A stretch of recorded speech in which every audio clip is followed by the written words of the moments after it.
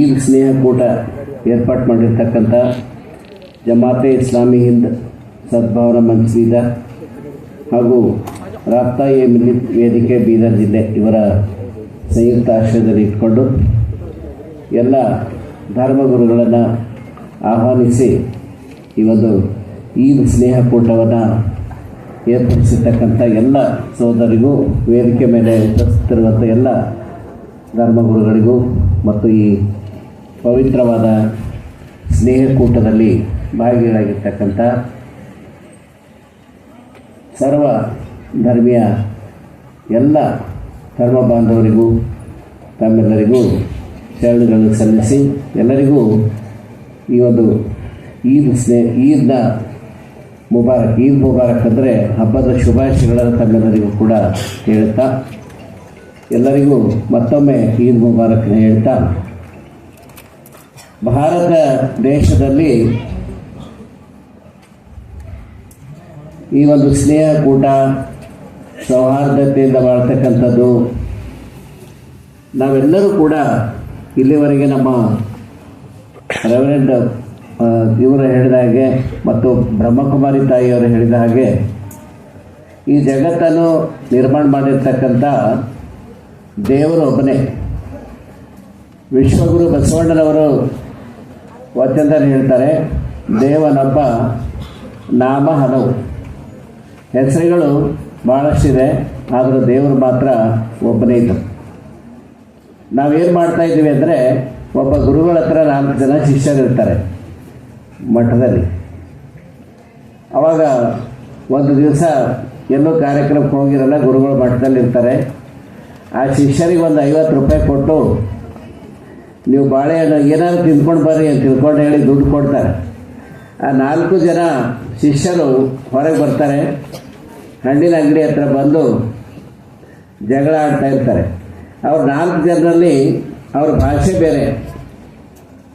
ಒಬ್ಬರಿಗೆ ಹಿಂದಿ ಬರುತ್ತೆ, ಒಬ್ಬರಿಗೆ ಇಂಗ್ಲೀಷ್ ಬರ್ತದೆ, ಒಬ್ಬರಿಗೆ ಕನ್ನಡ ಬರ್ತದೆ. ಆಮೇಲೆ ಅವರು 4 ಜನ ಕನ್ನಡದವ ಏನು ಹೇಳ್ತಾರೆ ಅಂದರೆ, ನನಗೆ ಬಾಳೆಹಣ್ಣು ಬೇಕು ಅಂತ ಹೇಳ್ತಾರೆ. ಅವರೆಲ್ಲ ರಸ್ತೆಯೊಳಗೆ ಬಂದು ನಿಂತ್ಕೊಂಡು ಜಗಳ ಆಡ್ತಿರ್ತಾರೆ. ನನಗೆ ಬಾಳೆಹಣ್ಣು ಬೇಕು, ನಾ ಬಾಳೆಹಣ್ಣು ತೊಗೋತೀನಿ ಅಂತ. ಆ ಇಂಗ್ಲೀಷ್ ಮೀಡಿಯಂ ಹುಡುಗ ಅವನಿಗೆ ಕನ್ನಡ ತಿಳಿಯಲ್ಲ. ಐ ವಾಂಟ್ ಬನಾನಾ ಅಂತ ಹೇಳ್ತಾನೆ. ಆಮೇಲೆ ಹಿಂದಿ ಹುಡುಗ ಮುಜೆ ಕೇಲಾ ಚಾಯಿ ಅಂತ ಹೇಳ್ತಾರೆ. ಅವರೆಲ್ಲರೂ ಜಗಳ ಆಡ್ತಿರ್ತಾರೆ. ಅವರೆಲ್ಲರಿಗೆ ಬೇಕಾಗಿರೋದೇನು? ಬಾಳೆಹಣ್ಣೇ. ಆದರೆ ಅವ್ರ ಭಾಷೆ ಒಬ್ರಿಗೊಬ್ಬರು ಅರ್ಥ ಮಾಡ್ಕೋತಾ ಇಲ್ಲ. ಅದಕ್ಕಾಗಿ ಒಬ್ಬರು ಗುರುಗಳು ಬಂದರು. ಅಲ್ಲಿ ಯಾಕೆ ಜಗಳ ಆಡ್ತಾ ಇದ್ರಪ್ಪ ಅಂದರೆ, ನೋಡ್ರಿ ಇವು ಬನಾನಾ ಅಂತಾರೆ, ಇವು ಕೇಲ ಅಂತಾರೆ, ಇವು ಬಾಳೆಹಣ್ಣು ಅಂತಾರೆ ಅಂದಾಗ ಅವರು ದುಡ್ಡು ಇಸ್ಕೊಂಡು ಹಣ್ಣಿನ ಅಂಗಡಿ ಒಳಗೆ ಬಾಳೆಹಣ್ಣು 3-4 ಬಾಳೆಹಣ್ಣು ತಗೊಂಡು ಅವ್ರಿಗೆಲ್ಲರಿಗೂ ಒಂದೊಂದು ಕೊಟ್ಟು ಹೋಗ್ರಿ ಅಂತ ಕೇಳಿದಾಗ ಎಲ್ಲರಿಗೂ ಬೇಕಾಗಿದ್ದೇನು ಅಂದರೆ ಬಾಳೆಹಣ್ಣೆ. ಆದರೆ ಅವ್ರ ಭಾಷೆ ಇವರಿಗೆ ಅರ್ಥ ಆಗ್ತಲ್ಲ, ಇವ್ರ ಭಾಷೆ ಅವರಿಗೆ ಅರ್ಥ ಆಗ್ತಾ ಇಲ್ಲ. ನಾವು ಇರುವ ಒಬ್ಬನೇ ದೇವರನ್ನ, ಸೃಷ್ಟಿಕರ್ತನನ್ನ ವೇದಾಂತಿಗಳು ಪರಬ್ರಹ್ಮ ಅಂತಾರೆ, ಆಗಮಿಕರು ಪರಶಿವ ಅಂತಾರೆ, ಅಲ್ಲಾಹ, ಯೆಹೋವಾ, ಗಾಡ್ ಎಲ್ಲವೂ ಕೂಡ ಪರಮಾತ್ಮನ ಹೆಸರೇ. ಅಲ್ಲಾಹ ನಿರಾಕಾರ, ನಿರ್ಗುಣ, ನಿರಂಜನಾದಂಥ ಪರಮಾತ್ಮನಿಗೆ ಅಲ್ಲಾಹ ಅಂತ ಕರೆದು, ಗಾಡ್ ಅಂದರೂ ಕೂಡ ಆ ನಿರಾಕಾರ ದೇವರೇ. ಅಲ್ಲಾಹ ಮತ್ತು ಗಾಡ್ ಏನು ವ್ಯತ್ಯಾಸ ಅಂದರೆ, ನೀವೆಲ್ಲ ಈಗ ನನಗೆ ಭಾಳ ಪ್ರಾಜ್ಞರಿದ್ದೀರಿ ನೀವೆಲ್ಲರೂ ಕೂಡ. ಗಾಡ್ ಅಂದರೆ ಏನಂದರೆ, ಈಗ ಈಗ UNO ಯುನೈಟೆಡ್ ನೇಷನ್ಸ್ ಆರ್ಗನೈಸೇಷನ್ ಇದೆ, UNO ಅಂತೀವಿ.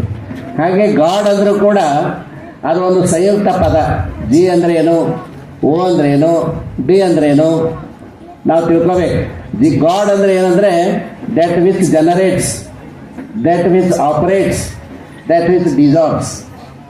ಇಡೀ ಸೃಷ್ಟಿಯನ್ನು ಯಾವ ಶಕ್ತಿಯು ನಿರ್ಮಾಣ ಮಾಡಿದೆಯೋ ಮತ್ತು ಯಾವುದು ಇದನ್ನು ಆಪರೇಟ್ ಮಾಡ್ತಾ ಇದೆಯೋ, ಕೊನೆಗೆ ಯಾವುದರಲ್ಲಿ ಲಯವಾಗುತ್ತೋ ಅದಕ್ಕೆ ಗಾಡ್ ಅಂತ ಕರೀತಾರೆ. ಅದಕ್ಕೆ ಅರೇಬಿಕ್ನಲ್ಲಿ ಅಲ್ಲಾಹ ಅಂತಾರೆ, ಲಿಂಗ ಅಂತಾರೆ, ನಾವು ಲಿಂಗದೇವ ಅಂತೀವಿ, ಪರಮಾತ್ಮ ಅಂತಾರೆ.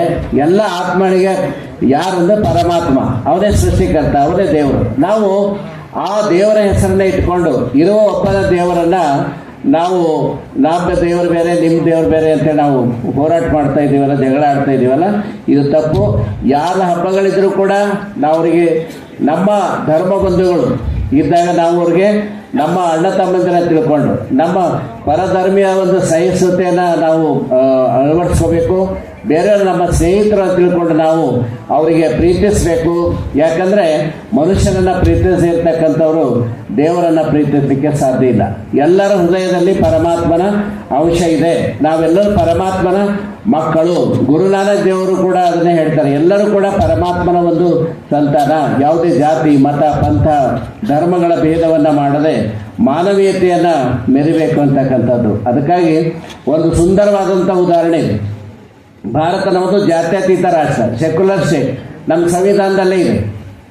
ಆದರೆ ನಾವಿಲ್ಲಿ ಮತ್ತು ಬಣ್ಣಗಳನ್ನು ತೆಗೆದುಕೊಂಡು ಜಾತಿಗಳನ್ನ ತೆಗೆದುಕೊಂಡು ಮತ್ತೆ ಬಡ್ದಾಡ್ತಾ ಇದ್ದೀವಿ. ನಮ್ಮದು ಅಜ್ಞಾನ. ಇಲ್ಲಿ ಜಾತ್ಯತೀತವಾದಂಥ ರಾಷ್ಟ್ರ. ಒಂದು ನಾವು ಊಟ ಮಾಡ್ತೀವಿ, ತಾಟಿನೊಳಗೆ ಒಂದು ತಾಟಿನೊಳಗೆ ಜಿಲೇಬಿ, ಚಪಾತಿ, ಅನ್ನ, ಪೇಡ, ಧಾರವಾಡ ಪೇಡ, ಕರ್ದಂಟು ಏನೆಲ್ಲ ತಟ್ಟೆಯೊಳಗೆ ಇಟ್ಕೊಂಡು ತಿಂತೀವಿ. ಅವೆಲ್ಲ ತಿನಿಸುಗಳು ತಿಂಡಿಗಳು ಎಂದಾರು ಜಗಳ ಆಡ್ತಾವೇನ್ರಿ?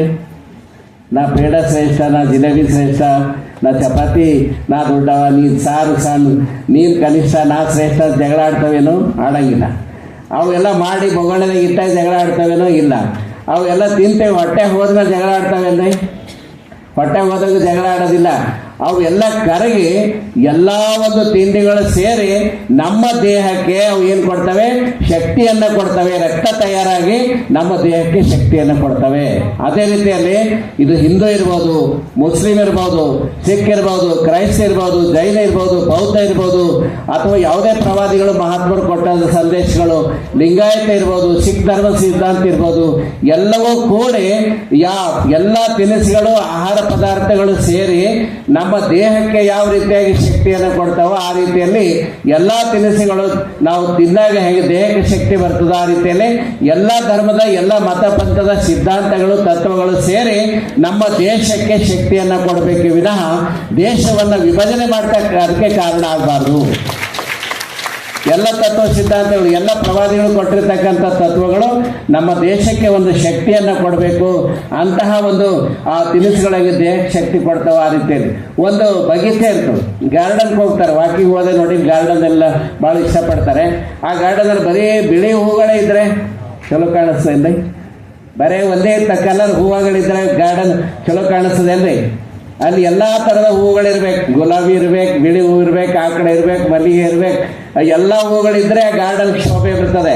ಆ ರೀತಿಯಲ್ಲಿ ಹಿಂದೂ, ಮುಸ್ಲಿಂ, ಕ್ರಿಶ್ಚಿಯನ್, ಜೈನ, ಬೌದ್ಧ ಎಲ್ಲ ಒಂದು ಹೇಗೆ ಅಂದರೆ ಬಗೆ ಬಗೆಯ ಬಣ್ಣದ ಹೂವುಗಳಿದ್ದಾಗ, ಇವೆಲ್ಲ ಹೂವುಗಳಿದ್ದಾಗೆ ಭಾರತದ ಒಂದು ತೋಟಕ್ಕೆ ಒಂದು ಗೌರವ ಬರ್ತದೆ. ಅದಕ್ಕಾಗಿ ಕವಿಗಳು ಹೇಳ್ತಾರೆ, ಸರ್ವ ಜನಾಂಗದ ಶಾಂತಿಯ ತೋಟ. ಭಾರತ ಹೇಗಿದೆ ಅಂದರೆ ಸರ್ವ ಜನಾಂಗದ ಶಾಂತಿಯ ತೋಟ. ಇಲ್ಲಿ ನಾನೇ ಇರಬೇಕು, ನಾವಷ್ಟೇ ಇರಬೇಕು. ನೋಡ್ರಿ, ನಾನೀಗ ಕಾವಿ ಬಟ್ಟೆ ಹಾಕಿದ್ದೀನಿ, ಇಲ್ಲಿ ಇದ್ದವರೆಲ್ಲ ವೇದಿಕೆ ಮೇಲೆ ಕಾವಿ ಬಟ್ಟೆಯವರೇ ಇರಬೇಕಂದ್ರೆ ಹೆಂಗೆ ಸಾಧ್ಯ ಇದೆ? ಈಗ ನೀವು ಟೋಪಿ ಹಾಕಿದ್ರಿ, ಎಲ್ಲರೂ ಟೋಪಿನ ಹಾಕಬೇಕಂದ್ರೆ ಹೆಂಗೆ ಸಾಧ್ಯ ಇದೆ? ಎಲ್ಲರೂ ಬಿಳಿ ಸೀರೆನ ಉಟ್ಕೊಂಡಿರ್ಬೇಕಂದ್ರೆ ಹೆಂಗೆ ಸಾಧ್ಯ ಇದೆ? ಎಲ್ಲರಿಗೂ ಅವರವ್ರಿಗೆ ಸ್ವಾತಂತ್ರ್ಯ ಇದೆ, ಅವ್ರವ್ರ ಧಾರ್ಮಿಕ ಸ್ವಾತಂತ್ರ್ಯ ಇದೆ, ಆಚರಣೆ ಮಾಡುವಂಥ ಸ್ವಾತಂತ್ರ್ಯ ಇದೆ, ಪ್ರಚಾರ ಮಾಡುವಂಥ ಸ್ವಾತಂತ್ರ್ಯ ಇದೆ. ಅದು ನಮ್ಮ ಸಂವಿಧಾನ ಎಲ್ಲರಿಗೂ ಕೂಡ ಹಕ್ಕು ಕೊಟ್ಟಿದೆ, ಅಧಿಕಾರ ಕೊಟ್ಟಿದೆ. ಎಲ್ಲರೂ ಕೂಡ ಇರುವಂಥದ್ದೇ ಇದು ಜಾತ್ಯತೀತವಾದಂಥ ರಾಷ್ಟ್ರ. ಇದಕ್ಕೆ ಸರ್ವ ಜನಾಂಗದ ಶಾಂತಿಯ ತೋಟ ಅಂತ ತಿಳ್ಕೊಂಡು ಹೇಳ್ತಾರೆ. ಅದಕ್ಕೆ ದೇವರು ಒಬ್ಬರೇ. ನಾನು ಯಾವಾಗಲೂ ಕೂಡ ಹೇಳ್ತಾ ಇರ್ತೀನಿ, ಒಂದು ದೇಶಕ್ಕೆ ಒಂದು ಸಮಾಜಕ್ಕೆ ಶಕ್ತಿ ಬರಬೇಕಂದ್ರೆ, ನಾವು ಸುಂದರವಾಗಿರ್ಬೇಕಂದ್ರೆ ಏನಿದೆ ಅಂದರೆ, ಒಬ್ಬ ಮುಸ್ಲಿಮ ನಿಜವಾದಂತಹ ಮುಸ್ಲಿಮರಾಗಬೇಕು, ಒಬ್ಬ ಹಿಂದೂ ನಿಜವಾದಂಥ ಹಿಂದೂ ಆಗಬೇಕು. ಹಿಂದೂ ಅಂದರೆ ಬೇರೆ ಏನೇನೋ ಹೇಳ್ಕೊಳ್ಳಿ.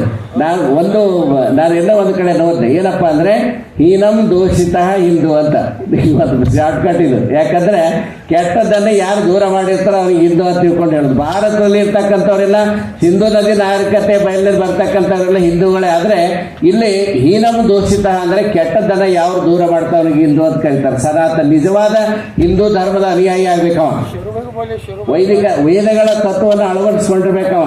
ಆದರೆ ಕ್ರೈಸ್ತ ನಿಜವಾದ ಕ್ರೈಸ್ತ ಆಗಬೇಕು, ಒಬ್ಬ ಸಿಕ್ಕ ನಿಜವಾದ ಸಿಕ್ಕನಾಗಬೇಕು, ಒಬ್ಬ ಲಿಂಗಾಯತ ನಿಜವಾದ ಲಿಂಗಾಯತ ಆಗಬೇಕು. ಎಲ್ಲ ಧರ್ಮದಲ್ಲೂ ಕೂಡ ಡಂಬಾಚಾರಿಗಳಿದ್ದಾರೆ, ತೋರಿಕೆಗೆ ಆಚರಣೆ ಮಾಡುವಂಥವ್ರು ಇದ್ದಾರೆ, ನಿಜವಾದಂಥ ಆಚರಣೆ ಮಾಡಿದವರು ಕೂಡ ಧರ್ಮದ ಅನುಯಾಯಿಗಳು ಆಗ್ತಾರೆ ಅಂತ ನಾವು ನೋಡ್ತಾ ಇದ್ದೀವಿ.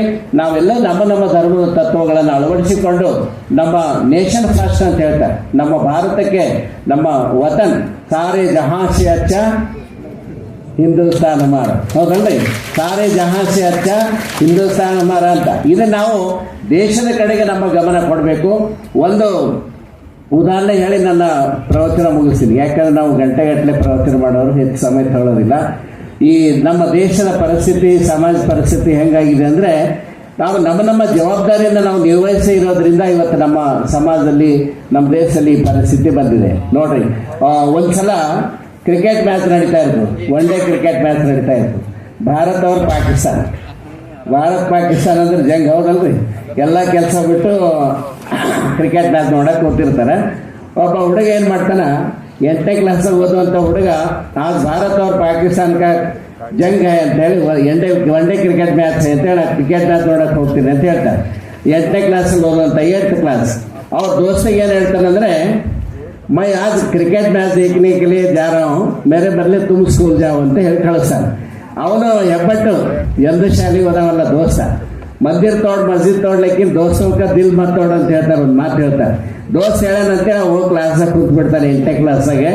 ಅವತ್ತು ಈ ಶಿಕ್ಷಣಾಧಿಕಾರಿಗಳು ಇನ್ಸ್ಪೆಕ್ಷನ್ ಮಾಡಕ್ಕೆ ಬರ್ತಾರೆ ಸರ್ಕಾರಿ ಶಾಲೆಗಳಿಗೆ. ಬಂದು ಎಲ್ಲ ಕ್ಲಾಸ್ಗಳಿಗೂ ಪರೀಕ್ಷೆ ಮಾಡ್ಕೊಂಡು ಬರ್ತಾರೆ. ಇಲ್ಲಿ 8ನೇ ಕ್ಲಾಸಿಗೆ ಬರ್ತಾರೆ. ಈ ಹುಡುಗ ಹೋಗಿ ಕುಂತಿದ್ದಲ್ಲ, ಎಂದು ಶಾಲೆಗೆ ಹೋಗದೆ ಇರುವಂಥ ದನಕಾಯಿ ಹುಡುಗ, ಅವನು ಎಂದೂ ಹೋಗಿಲ್ಲ ಶಾಲೆಗೆ, ಹೋಗಿ ಕುಂತಾನೆ. ಅವತ್ತು ಅದೇ ಕ್ಲಾಸಿಗೆ ಚೆಕ್ ಮಾಡ್ಲಿಕ್ಕೆ ಬರ್ತಾರೆ ಶಿಕ್ಷಣಾಧಿಕಾರಿಗಳು. ಬಂದು ಏನು ಮಾಡ್ತಾರೆ, ಇದು ನಿಜವಾದ ಸರ್ಕಾರಿ ಶಾಲೆಗಳು ಎಷ್ಟೋ ಕಡೆ ನಡೀತದೆ. ನಮ್ಮ ಇವರು ಇದ್ದಾರೆ, ಅಬ್ದುಲ್ ಖದೀರ್ ಸಾಹೇಬ್ರು ಇದ್ದಾರೆ, ಎಷ್ಟೋ ಶಾಲೆಗಳು, ಸರ್ಕಾರಿ ಶಾಲೆಗಳು ಈ ರೀತಿ ನಡೀತಾ ಇರ್ತವೆ. ಅವಾಗ ಅವ್ರು ಇನ್ಸ್ಪೆಕ್ಷನ್ ಬಂದಾಗ ಅವ್ರೊಂದು ಪ್ರಶ್ನೆ ಕೇಳ್ತಾರೆ ಎಲ್ಲರಿಗೆ, ಮಾಸ್ಟರ್ ಸರಿಯಾಗಿ ಕಲಿಸಿದಾರ ಇಲ್ಲ ಅಂತೇಳಿ ಒಂದು ಪ್ರಶ್ನೆ ಕೇಳ್ತಾರೆ. ಏನು ಪ್ರಶ್ನೆ ಅಂದರೆ, ನಮ್ಮ ದೇಶದ ಸ್ವಾತಂತ್ರ್ಯಕ್ಕಾಗಿ ಹೋರಾಟ ಮಾಡಿರ್ತಕ್ಕಂತಹ ರಾಷ್ಟ್ರಪಿತ ಗಾಂಧೀಜಿ ಕಾ ಪೂರಾ ನಾಮ್ ಕ್ಯಾ ಹೈ ಅಂತ ಕೇಳ್ತಾರೆ. ಗಾಂಧೀಜಿ ಕಾ ಪೂರಾ ನಾಮ್ ಕ್ಯಾ ಹೈ ಅಂದ್ರೆ ಎಲ್ಲ ನಾ ಹೇಳ್ತೀನಿ ಸರ್ ಕೈ ಎತ್ತಾರೆ. ಇವನು ಹುಡುಗ ಹೋಗಿ ಕೊಡ್ತಿದ್ದಲ್ಲ ಹೊಸದಾಗಿ, ಅವತ್ತೇ ದೋಸ್ತನ ಬದಲಿಗೆ ಅವನು ಕೈ ಎತ್ತ, ಹಿಂದೆ ಹೋಗಿ ಕೊಡ್ತಿದ್ದ.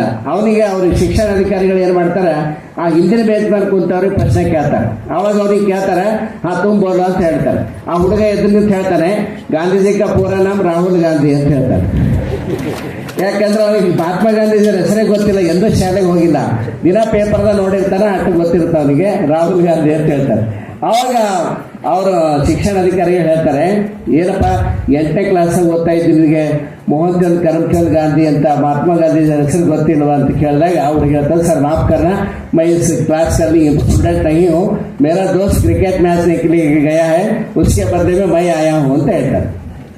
ಅವಾಗ ನೀವು ಕ್ಲಾಸ್ ಟೀಚರ್ ಯಾರು ಗುಲಾಮ್ ಉನ್ಕೋ ಅಂತ ಕ್ಲಾಸ್ ಟೀಚರ್ ಬಂದ, ಅವ್ರಿಗೆ ಕೇಳಿದ್ರು, ನಿಮ್ಮ ಕ್ಲಾಸಿನ ಹುಡುಗ ಯಾರು, ಹೊರಗಿಂದ ಯಾರು ಬಂದಾರ, ಇಷ್ಟು ಗೊತ್ತಾಗಲ್ಲ ಏನ್ರಿ ಅಂತ ಕೇಳ್ತಾರೆ. ಅವಾಗ ಟೀಚರ್ ಅಂತಾರೆ, ಅವ್ರಿಗೆಲ್ಲ ಪಶ್ಚಿಮ ಬಿಡ್ತಿರ್ತದ, ಕೈಕಾಲು ನಡೀತಿರ್ತಾವ, ಸರ್ ಮೈ ಇಸ್ ಕ್ಲಾಸ್ का क्लास टीचर नहीं हूँ, वो क्रिकेट मैच देखने के लिए गया, उसके बदले में मैं आया हूँ ಅಂತ. ಅವಾಗ ಶಿಕ್ಷಣಾಧಿಕಾರಿಗಳು ಹೇಳ್ತಾರೆ, ಶಿಕ್ಷಣಾಧಿಕಾರಿಗಳು ಏನು ಹೇಳ್ತಾರೆ ಅಂದರೆ, ಈಗಲೇ ನಿನಗೆ ಡಿಸ್ಮಿಸ್ ಮಾಡ್ಬೋದಾಗಿತ್ತು, ಸಸ್ಪೆಂಡ್ ಮಾಡ್ಬೋದಾಗಿತ್ತು, ಆದರೆ ಆ ಅಸಲಿ ಶಿಕ್ಷಣಾಧಿಕಾರಿಗಳು ಆಫೀಸರ್ ಕ್ರಿಕೆಟ್ ಮ್ಯಾಚ್ ನೋಡ್ಲಕ್ಕೆ ಹೋಗ್ಯಾರ, ಅವ್ರ ಬದಲಿ ನಾ ಬಂದಿದ್ದೀನಿ ಅಂತ ಹೇಳ್ತಾರೆ. ಒಂದು ಶಾಲೆಯಲ್ಲಿ ಓದಬೇಕಾದಂಥ ವಿದ್ಯಾರ್ಥಿ, ಅವರಿಗೆ ಕಲಿಸ್ಬೇಕಾದಂಥ ಒಬ್ಬ ಶಿಕ್ಷಕ ಮತ್ತು ಅವರು ಸರಿಯಾಗಿ ಕಲಿಸ್ತಾರೋ ಇಲ್ಲ ಅಂತ ಪರಿವೀಕ್ಷಣೆ ಮಾಡ್ತಕ್ಕಂಥ ಒಬ್ಬ ಶಿಕ್ಷಣಾಧಿಕಾರಿಗಳು ಮೂವರು ನಕಲಿಯಾಗಿದ್ದಾರೆ. ಇವತ್ತು ನಮ್ಮ ದೇಶದ ಪರಿಸ್ಥಿತಿ ಹಂಗಾಗಿದೆ. ನಮ್ಮ ಯುವಕರು ರಾಜಕಾರಣಿಗಳ ಕೈಗೊಂಬೆಯಾಗಿ ಸರಾಯಿ ಕೊಡೋದು, ಒಂದು ಧ್ವಜ ಇಟ್ಕೊಂಡ್ಬರೋದು, ಮತ್ತು ಅವ್ರು ಸರಾಯಿ ಕೊಟ್ಟರೆ ಕುಡಿಯೋದು, ಮತ್ತು ಅವ್ರಿಗೆ ಜೈ ಅನ್ನೋದು, ಮತ್ತೊಂದು ಟೀಮ್ ಬಂತಂದ್ರೆ ಮತ್ತು ಅವ್ರಿಗೆ ಜೈ ಅನ್ನೋದು. ಯುವಕರು ಈ ರೀತಿ ಆಗಿದ್ದಾರೆ. ಇವ್ರಿಗೆ ಮಾರ್ಗದರ್ಶನ ಮಾಡಬೇಕಾದಂಥ ನಾಯಕರು ಬರೀ ಬಳಸ್ಕೊಳ್ಳೋದು, ಅವ್ರನ್ನ ದುರುಪಯೋಗ ಮಾಡ್ಕೊಳ್ತಕ್ಕಂಥ. ಇಡೀ ದೇಶದ ಜಗತ್ತಿನಲ್ಲಿ ಭಾರತದಲ್ಲಿ ಇರ್ತಕ್ಕಂಥ ಯುವ ಶಕ್ತಿ ಬೇರೆ ಯಾವ ದೇಶದಲ್ಲೂ ಕೂಡ ಇಲ್ಲ, ಅದರ ದುರ್ಬಳಕೆ ಆಗ್ತಾಯಿದೆ. ನಮ್ಮ ರಾಜಕೀಯ ನಾಯಕರು ಇವತ್ತು ನಕಲಿ ಆಗಿದ್ದಾರೆ. ಮತ್ತು ಇವರಿಗೆ ಮಾರ್ಗದರ್ಶನ ಮಾಡೋದಂಥ ನಮ್ಮಂಥ ಸ್ವಾಮಿಗಳು ಕೂಡ ನಾವೇನು ಮಾಡಿದ್ದೀವಿ ಅಂದರೆ, ಬರೀ ಶಾಲೆ, college, engineering college, medical college, ನಾವು ಕೂಡ ನಮ್ಮ ಜವಾಬ್ದಾರಿನ ಮರ್ತಿದ್ದೀವಿ. ಅದಕ್ಕಾಗಿ ಶರಣ ಬಂಧುಗಳೇ, ಈ ಎಲ್ಲ ಶಕ್ತಿ ಕೂಡಿದಾಗ ಯುವ ಶಕ್ತಿ ರಾಜಕೀಯ ಶಕ್ತಿ ಮತ್ತು ಧಾರ್ಮಿಕ ಶಕ್ತಿ ನಾವೆಲ್ಲರೂ ಕೂಡಿ ಎಲ್ಲ ಧರ್ಮಗಳು ಒಂದೇ, ಎಲ್ಲ ಧರ್ಮಗಳ ಸಾರ ಒಂದೇ, ಎಲ್ಲ ಪ್ರವಾದಿಗಳು ಕೊಟ್ಟಂತ ಸಂದೇಶಗಳು ಒಂದೇ. ಅದು ಮಾನವತೆಯ ಕಲ್ಯಾಣಕ್ಕಾಗಿ, ಮಾನವ ಕಲ್ಯಾಣಕ್ಕಾಗಿ.